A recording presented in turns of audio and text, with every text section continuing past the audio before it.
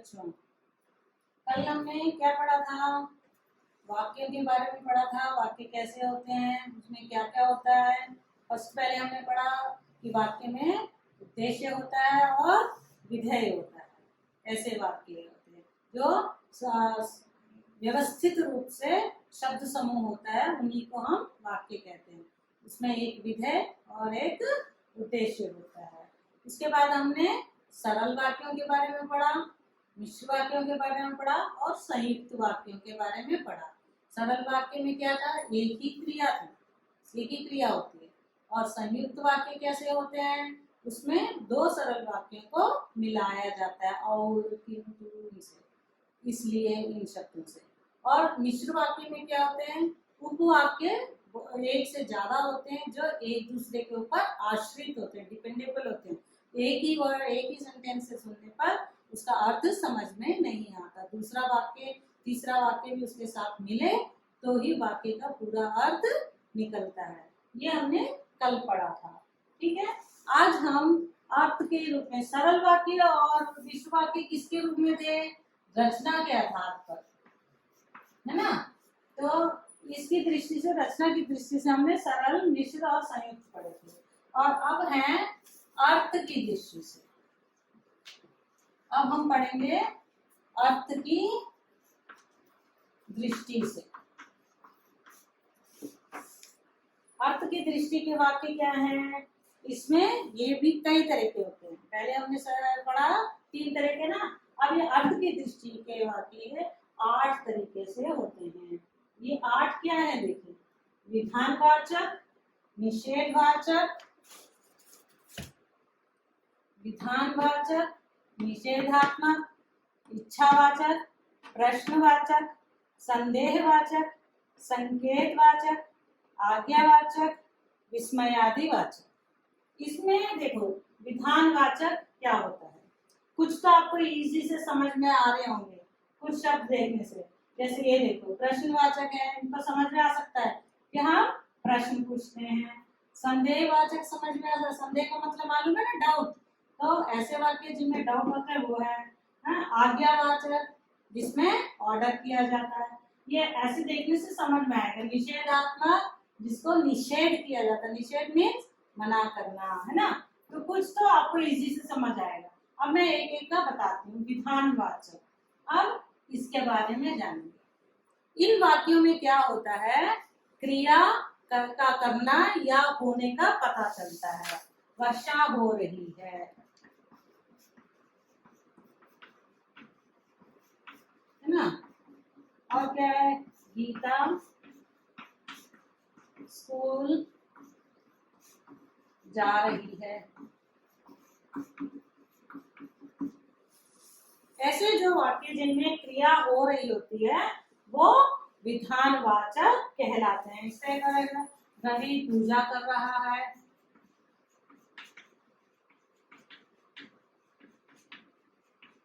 ना। तो यहाँ पर क्या हो रहा है? क्रिया हो रही है, वर्षा हो रही है, वर्षा गिर रही है। और यहाँ स्कूल जा रही है, ये पूजा कर रहा है। तो यहाँ पर ये जो कर रहा है, जा रही है, हो रही है, ये सब क्रियाएं कहलाती हैं जो काम का करने का या होने का बताता है शब्द। उनको हम क्या कहते हैं? विधानवाचक। क्या कहते हैं? विधानवाचक। समझ में आया? और दूसरा देखो, निषेधात्मक। ये क्या है? निषेधात्मक। निषेध का मतलब क्या समझाया था? नहीं, मना करना। अब यहाँ देखो, वर्षा नहीं हो रही, गीता स्कूल नहीं जा रही। इस तरह से हम लिख सकते हैं।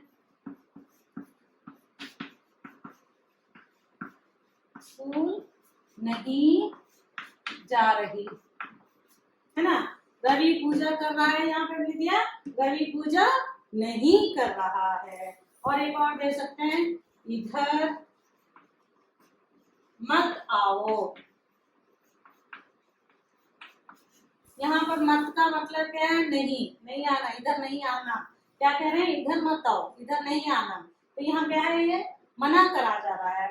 तो जहां मना किया जाता है उसको निषेधात्मक शब्द वाक्य कहते हैं। क्या कहते हैं? निषेधात्मक, जिसमें पहले का क्या था? विधानवाचक में क्रिया हो रही थी। जो क्रिया होती है तब जिसमें क्रिया का करना या होने का पता चलता है वो विधानवाचक होता है। और जिसमें क्रिया ना होने की, जिसमें क्रिया नहीं हो रही करके बताया जा रहा है, ना मना किया जाता है किसी काम को, वो होता है निषेधात्मक वाक्य। ठीक है, ये दो समझ में आए। और नहीं के नहीं बोलने वाले शब्द जो वाक्य होते हैं वो होते हैं निषेधात्मक, और जिसमें क्रिया का कार्य बताया जाता है वो होते हैं विधानक। तो एक और इसके बाद देखो, इच्छावाचक। इच्छा का मतलब क्या है? हमारी अपनी इच्छा। इसको क्या कहते हैं? इसको इच्छा का क्या है? विशफुल। हमारी विश होती है, इलेटिव होते हैं। तो क्या कहा जाता है यहाँ? हम क्या कर सकते हैं इसमें? इच्छा के साथ आशीर्वाद, इच्छा, आशीर्वाद और कामना, इनको भी लिया जाता है। क्या कहते हैं? कि आप सुखी रहिए,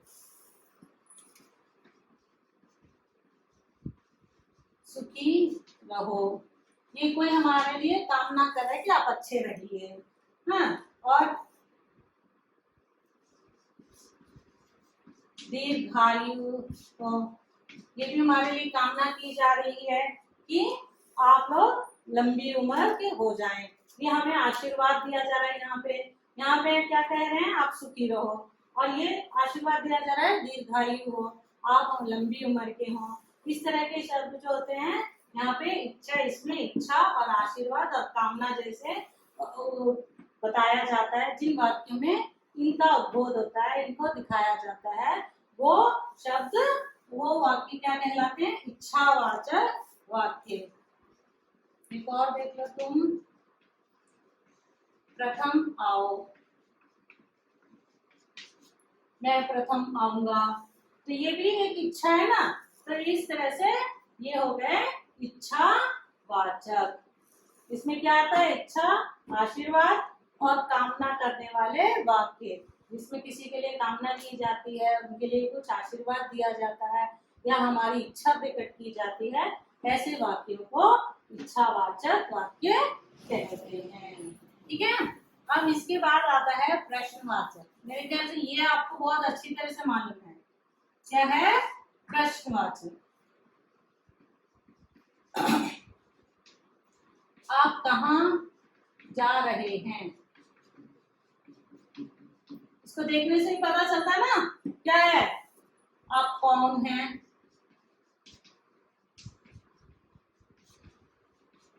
हमें पता चल रहा है कौन, क्वेश्चन पूछा जा रहा है यहाँ पर, है ना? कहाँ, कौन, क्या, आप क्या कर रहे हैं?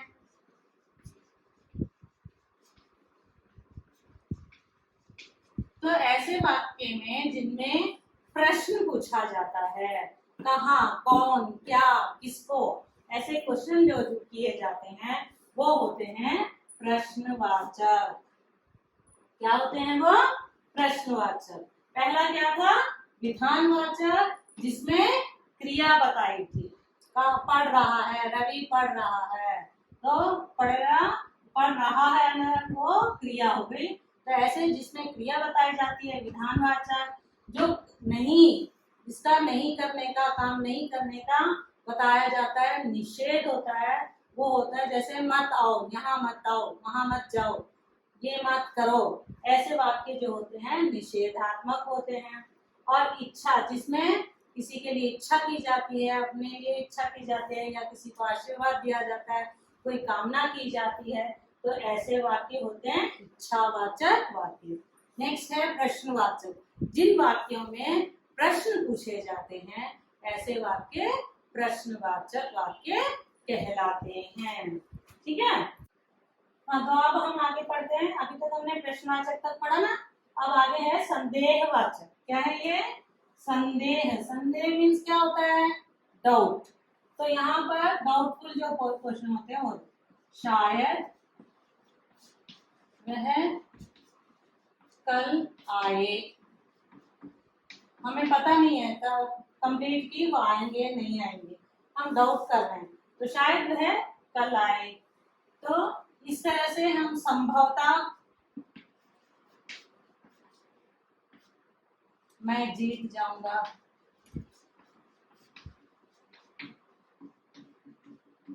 इसमें संभवतः किया है कि हो सकता है, पॉसिबल हो सकता है कि मैं कल जीत जाऊं। तो इस तरह जहां पर डाउट है, पूरा क्लैरिटी नहीं है, सही है कि नहीं, हो सकता है कि नहीं हो सकता, ऐसे वाक्य होते हैं ये संदेहवाचक। शायद कल बारिश हो, शायद कल बारिश हो, इस तरह से जो वाक्य दिए जाते हैं डाउटफुल होते हैं, जो शायद और संभवतः जैसे शब्दों से, वो होते हैं संदेहवाचक। क्या कहते हैं हमें? संदेहवाचक। दूसरे नेक्स्ट है संकेतवाचक। ये हो गया संकेतवाचक। इसमें क्या होता है, एक क्रिया जो क्रिया होती है दूसरे पर आधारित होती है, आश्रित होता है, एक वाक्य दूसरे पर आश्रित होता है। कैसे? यदि बारिश होती तो पानी की कमी न होती। क्या है? यदि बारिश होती, अगर हम इतना ही लें तो उसमें क्या है, बारिश होती तो क्या, इसके आगे हमें ये समझ नहीं आएगा, इसको हम इसके साथ मिलाएं तभी तो समझ में आएगा। यदि बारिश होती तो पानी की कमी ना होती। तो इस पूरे वाक्य को मिलाने से ही यहाँ पे आया। किससे मिलाया हमने? यदि शब्द लगाकर, तो शब्द लगाकर इसको मिलाया। कल हमने मिश्र वाक्य पढ़े थे, ऐसे ही ये होते हैं संकेतवाचक, जो एक उपवाक्य जो होता है दूसरे उपवाक्यों से के ऊपर आधारित होता है, आश्रित होता है, ऐसे वाक्य संकेतवाचक में आते हैं। एक और शब्द, एक और क्या, यदि तुम बुलाते, यदि तुम बुलाते तो मैं जरूर आता, है ना।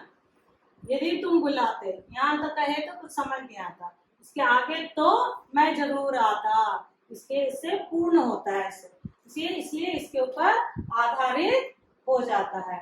इस ऐसे वाक्यों को संकेतवाचक कहते हैं, जो एक उपवाक्यों के ऊपर आधारित होते हैं। ठीक है। उसके बाद है आज्ञा। ये तो आपको मालूम ही है शायद। आज्ञा क्या कहा जाता है? तुम उधर जाओ, क्या हुआ, क्या किया हमने, ऑर्डर दिया, है ना, तुम उधर जाओ, यहाँ आओ। हाँ, इस तरह के जो वाक्य होते हैं वो क्या होते हैं, आज्ञा होती है। यहाँ आज्ञा दी जा रही है, तुम उधर जाओ, तुम उधर जाओ, यहाँ मत आओ, यहाँ आओ। इस तरह के वाक्य जो हैं वो ऑर्डर पास कर रहे हैं, आज्ञा दे रहे हैं, आदेश दे रहे हैं, तो वो आज्ञावाचक कहलाते हैं। यहाँ इसमें और क्या सकते हैं, क्या मैं अंदर आ सकता हूँ। यहाँ पे क्या हो रहा है, यहाँ ऑर्डर दे रहे हैं, नहीं, निवेदन कर रहे हैं, रिक्वेस्ट कर रहे हैं, क्या मैं अंदर आ सकता हूँ, मैं कम इन करके वो रिक्वेस्ट करके पूछ रहे हैं। तो पूछा जा रहा है, यहाँ पे रिक्वेस्ट हो रही है, निवेदन दिया जा रहा है, तो ये भी इसी में आज्ञावाचक में ही आते हैं। ठीक है। आज्ञा और निवेदन की या प्रार्थना, इस तरह के जो शब्द किया जाता है जिसमें प्रार्थना दिखाई देती है या आज्ञा दिखाई देती है या निवेदन दिखाई देता है, ये सब आज्ञावाचक में आते हैं। ठीक है बच्चों, इतना समझ में आ गया। अब आगे देखते हैं। नेक्स्ट वाला क्या है, विस्मय आदि, है ना। यहाँ देखो,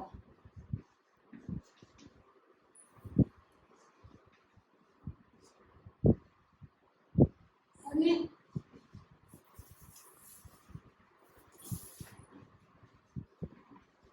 कितना सुंदर है।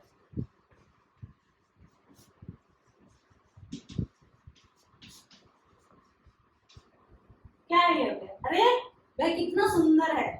हमें यहाँ पे आश्चर्य हो रहा है उसको देख करके, कितना सुंदर है, बहुत ही सुंदर। वाह हम कई बार कहते हैं, है ना, दिखाते ना हम अपने अंदर शोक, दुख, घृणा, जो भाव दिखाते हैं वही विस्मय आदि उसमें आते हैं, एक्सक्लेमेटरी सेंटेंस जो कहते हैं। इसमें क्या है, एक ये भी कह सकते हैं, छी यह कितना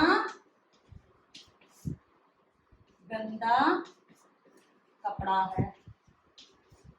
एक कपड़े को देखे, अच्छी ये कितना गंदा है, हम यहाँ पे अपना भाव दिखा रहे हैं कि अच्छा नहीं है।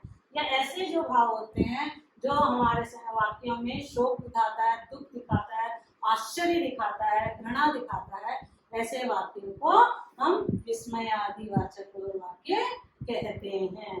समझ में आया बच्चों?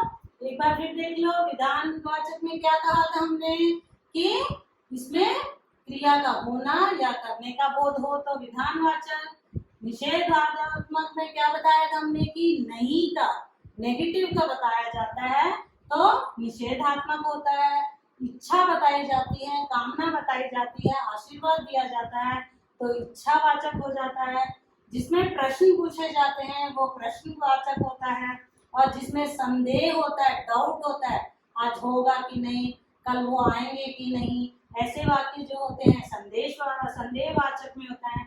और संकेतवाचक में क्या होता है, वो वाक्य जो है एक दूसरे पर आधारित रहते हैं, दूसरे वाक्य पर आधारित होता है। तब जब वो वाक्य पूरा होना चाहिए तो दोनों वाक्य लिखते हैं, एक वाक्य को हम अलग करके पढ़े तो उसका अर्थ समझ में नहीं आता। और आज्ञावाचक है, ऑर्डर दे रहे हैं हमें। और विस्मय आदिवाचक में क्या है कि शोक, दुख, हमारा आश्चर्य, वो सब हम इसमें दिखाते हैं। ऐसे वाक्य जिसमें ऐसे शब्द होते हैं उसको विस्मय आदिवाचक कहते हैं। ये सारे मिलाकर क्या हुआ, अर्थ की दृष्टि से वाक्य। कैसे वाक्य हो गए ये, अर्थ की दृष्टि से, क्योंकि इसमें हमें जो देखते अर्थ समझ में आ रहा है ना, तो अर्थ की दृष्टि से। पहले जो हमने पढ़ा था रचना की दृष्टि से, जो सरल वाक्य, संयुक्त वाक्य, मिश्र वाक्य जो थे वो रचना की दृष्टि से भी, मतलब उसकी बनावट कैसी थी उसके हिसाब से हमने पहले वो पढ़े थे। अब ये थे सारे अर्थ की दृष्टि से, मीनिंग से, जैसे उसके वाक्य को देखकर मीनिंग समझते हैं, क्वेश्चन मार्क देखते हैं हम समझ जाते हैं ना क्या बोलते हैं, और ये तो क्वेश्चन है। तो इस तरह से जब हम समझते हैं वो सब अर्थ की दृष्टि के वाक्य कहलाते हैं। ठीक है बच्चों, समझ में आया? धन्यवाद।